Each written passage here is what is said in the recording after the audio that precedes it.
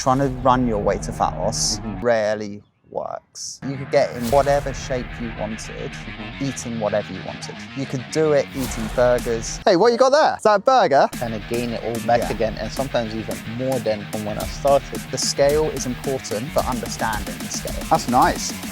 Wow. Yeah, really good actually.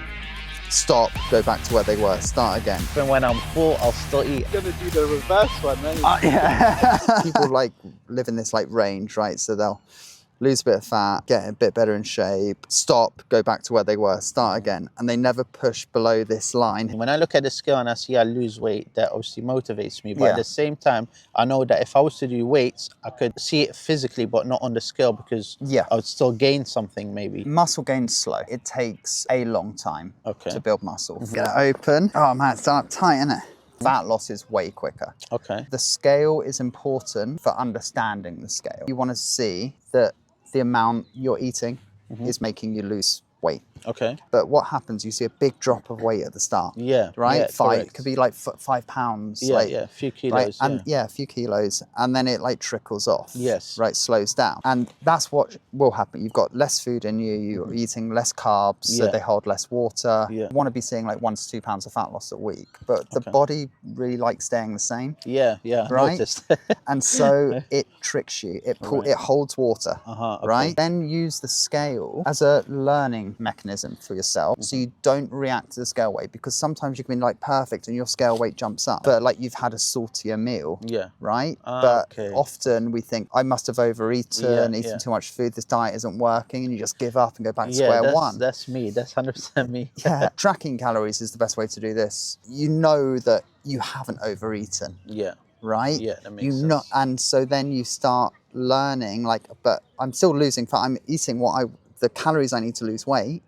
And the scale's doing this. It looks like a crypto stock graph, honestly, when you're trying to, but you're looking for the trend down. So over weeks, months, you'll see that number come down, and you ignore the day-to-day fluctuations. The gym stuff is not that complicated. Going there and aimlessly doing bicep curls, it's boring as shit. You won't look the way you want to. You need to weight train, man. It's really simple. 3 sets of 5 exercises 3 times a week, 6 to 8 rep range, 2 upper body sessions, a lower body session, concentrate and get stronger. 1, it's healthy. It's healthy having more muscle. It's healthy being stronger. And then 2, if you just lose fat without building muscle, you look like a smaller version of yourself. You won't look the way you want to. True. No, that makes sense. Where you just need to like build some muscle. Going there and aimlessly doing bicep curls, it's boring as shit. But then if you're getting stronger, you start enjoying shooting for new PRs in the gym. When it comes to weights, 9 out of 10 times, I genuinely don't know what I'm doing. Like, imperfect action beats perfect inaction every single time. I assume that I'm doing something wrong. That's another thing, because I don't know what I'm doing in the gym. 2 options. I will send you a workout that you can just follow. You will not go far wrong with. Okay, sounds good. Secondly, for exercises, your form, 1, you can watch videos. There's so many videos on YouTube. The gym stuff is not that complicated. It seems like it is. I want to look like this, man, but I don't know if I can. It seems really complicated. Like when I see some people in there, they know what they're doing, and they just go in and out, and they make it look really simple. But then when I try, it's like, I know I'm doing it wrong. Look at how some in-shape guys are doing it in the gym. Pay attention. Everyone thinks gym guys are really intimidating. Actually, the biggest guy in the gym is probably the friendliest guy. No, that's true. No, I agree with you. And if you were benching and you asked a big guy to give you a spot on the bench, you wouldn't be able to get rid of him for 20 minutes, because he'd be going through your form, teaching how to bench. I hope so, People like to help, man. Yeah, I'm sure. Like, you're trying to help the world with your food. No, that makes hungry, sense. right? I'm out here trying to help people like you. The gym's an intimidating place. I get it. Even I don't like going to a brand new gym. I'm like looking for stuff, you know, I get it. Thinking on the spot, I really want to fucking like pizza. Searching for something. That's really easy to like give in. Why aren't you eating the food that you're making? This is definitely healthier than what you normally have as a burger. I think it's more cravings. So I get a lot of cravings where I just crave something. I think that's quite common. I mean, I'm not the personally biggest fan of meal prep, like bodybuilding meal prep, planning out like 6 days days worth of food. It's all in the fridge, like stacks. But a little bit of preparation. You know when you're going to be getting hungry. Right. And you know that you're going to be craving stuff. I really want to fucking like pizza. Yeah. If you say go for a walk, like a 20-minute walk, go do something, go distract yourself with whatever. And after that time, see how you're feeling. Chances are in that time, you make a better decision. And if you're making a bad decision 5 times out of a week, and all of a sudden by doing a little thing, you've cut that decision down to 2 times a week. So you don't have to be perfect. No, that makes sense. But then you're on your way to making better choices. Positive self-talk you get from that, it just reinforces you wanting to do it, and you start wanting to give into those cravings less. When you become lazy, you can't be asked to cook, you just order yourself a pizza or some fast food. A bit of planning of knowing what it is you're going to be eating at that time. So I think when people are searching for something like, I'm really hungry, I need to eat, thinking on the spot, that's really easy to like give in to. You'd have been better off not doing the cardio, better staying at home. Trying to run your way to fat loss rarely works. Do you train? I try to go to the gym, like I don't go as often as I should. How often do you go? 3-4 times a week. It's more than me. Oh, really? I go once a week, man. Maybe I do the wrong things at the gym. I like a lot of cardio more than weights.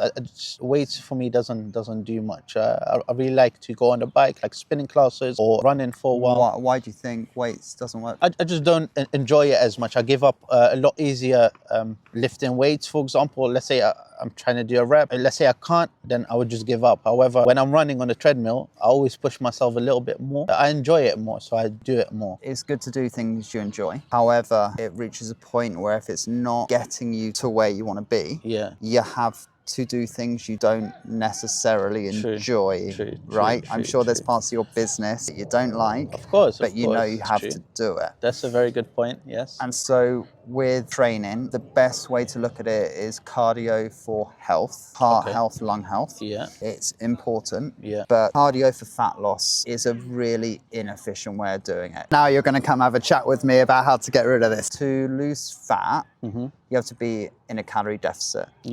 Every day, right? You have to eat less than. So that means, if you can't do that, that means you're going to have to run every day. Problem with cardio is it makes you hungry. That is true, actually. I'm always hungry after the gym. So if you're thinking, I'm going to go for a run to lose some fat, burn some calories, then you come home and then you're hungry and you overeat.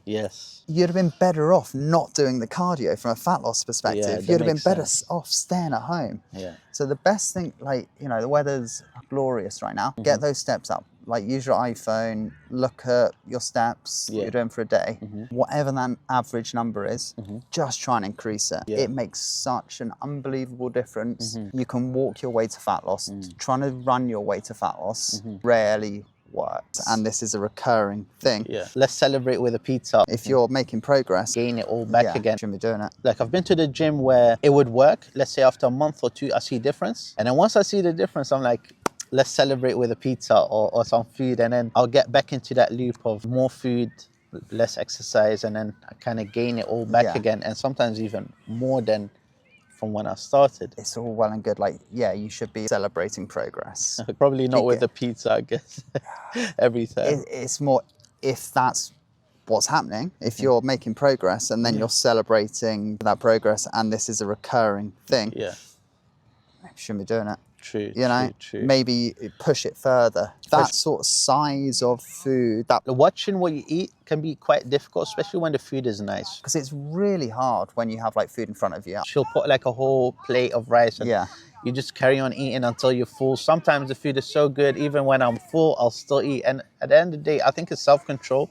Oh, look at that. In that scenario, getting used to portion control. So you're not going to be able to, as you said with your mum, track your calories. But if you have a sense, so far in the day, I've had 1,000 calories. You would approximately need 1,900 to about 2,100 calories to lose. That's like most guys. You then know, I've got about 900 to 1,000 calories for this evening meal. Times where you're not being cooked for, you've got an evening at home, you know, by yourself. You could make a similar meal, figure out the calories, like what 1,000 calories of that is, put it on a plate, then you know that when you're in a scenario where you're not in control of that, that sort of size of food, that portion is going to be what you need to eat. So then you don't reach back, because it's really hard when you have like food in front of you. I'm not saying this from a point of like being perfect. Like it's hard to do, right? I'm gonna eat the whole thing, man. I've been stood out here all day. Getting a visual sense for you of like what those meal sizes are could be really beneficial. I think this is where myself quite lazy, because this takes effort. It does. It does. It's just I wouldn't think of it when I'm thinking food, when I'm craving food. I just cave. I just straight go for it, and I don't think about calories and portions. And I think most people don't think of it like that. You could do it eating burgers, then you can eat it guilt-free. You can't escape how much. Said bread, like, oh, it's bad for you. Fat loss and getting in shape, it's not about the what.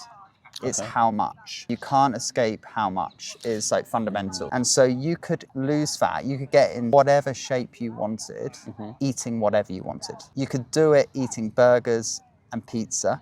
It's going to be more difficult because you're going to be starving. I can't even believe you saying this. If you know exactly how that's made, how many calories that thing is, then you can eat it guilt-free. Do you know the calories? How many calories on this? So you said bread, like, oh, it's bad for you. It's not. And in 6 months, we come back here. All you have to do is just keep this up. Sometimes it's hard. I'm not going to lie to you. You're seeing body fat come down. You're getting stronger. You know, that voice in your head saying, it's all right. We'll start tomorrow. Or it's just one piece of chocolate. Or it's just one extra slice. You want to just stop being so all or nothing. Having a little bit of chocolate hasn't derailed a diet. Having a slice of pizza, even having a whole pizza hasn't screwed things up. You just got to get back on it. I'm being honest with you, I'm just not motivated to. Sometimes it's hard. I'm not gonna lie to you, it's hard to have that self-control. It's the same way you do with your business and making improvements, how you're improving recipes, taking enjoyment from that process. With the gym, finding enjoyment in getting stronger. And if you start to enjoy the process of getting stronger, you start enjoying the process of dieting because you're seeing the weight come off. So you're seeing body fat come down, you're getting stronger, that means you're building muscle. And you know that if all you have to do is just keep this up, and in 3-4 months, you can look like a different person. Maybe we can do another interview in 6 months or 3 months. I'd love to, That would be cool, right? In 6 months, we come back here. Sounds good. And you are gonna be. You'll be having. I'll bring along one of these for you. Sounds good. And you can show me what you've done. Sounds good, man.